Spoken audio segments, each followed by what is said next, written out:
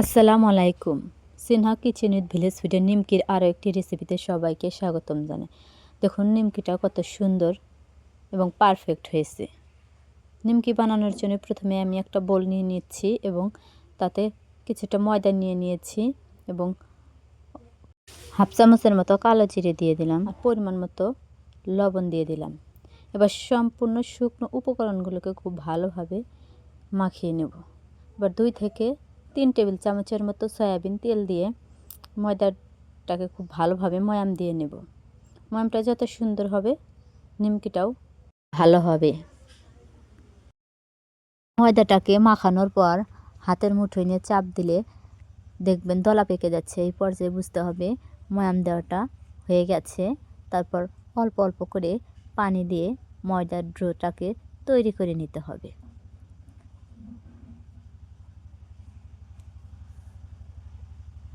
অল্প করে পানি দিয়ে ময়দার ডোটাকে মাখিয়ে নিলে ডোটা পারফেক্ট হবে। আর যদি প্রথমেই বেশি পানি দিয়ে দেন তাহলে ডোটা নরম হয়ে যেতে পারে। ডোটা নরমও না শক্তও না, এরকমভাবে তৈরি করে নিতে হবে।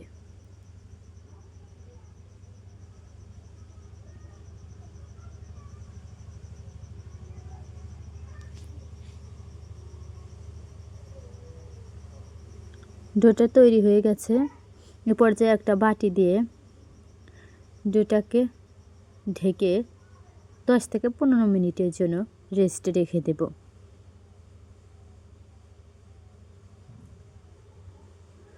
10 থেকে 15 মিনিট পর আবার ফিরে আসলাম। দেখুন ডোটা কতটা সফট হয়েছে। এ পর্যায়ে সম্পূর্ণ ডো থেকে দুটো লেচি কেটে নেব। খুব ভালোভাবে গোল করে একটা রুটি বেলে নিতে হবে।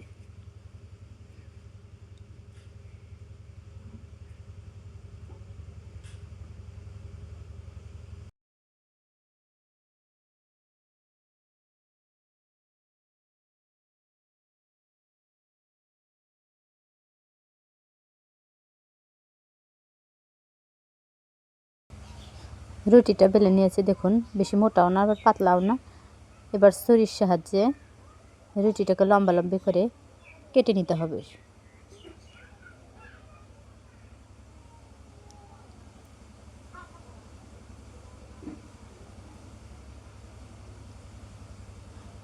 সম্পূর্ণ রুটিটা লম্বা লম্বি করে কাটা হয়ে গেছে।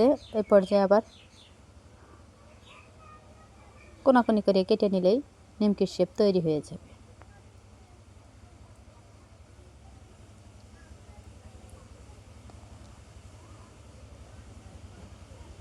এবার একটা প্লেটের ভেতর নিমকিগুলোকে উঠিয়ে নেব।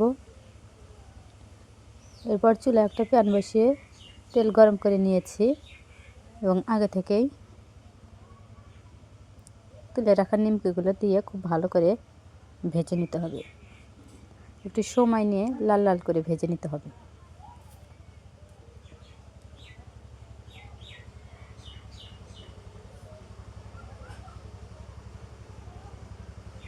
দেখুন লাল লাল করে ভাজা হয়ে গেছে। এই পর্যায়ে একটা ছাঁকনির সাহায্যে তেল ছড়িয়ে একটা প্লেটের ভেতর নিমকিগুলোকে উঠিয়ে নেব। এইভাবে সবগুলো নিমকি আমি তেলের মধ্যে দিয়ে লাল লাল করে ভেজে নেব। ভিডিওটি ভালো লাগলে অবশ্যই লাইক কমেন্ট শেয়ার করতে ভুলবেন না এবং চ্যানেলটি সাবস্ক্রাইব করে আমাদের পাশে থাকবেন। দেখা হচ্ছে অন্য একটি ভিডিওতে। খোদা হাফেজ।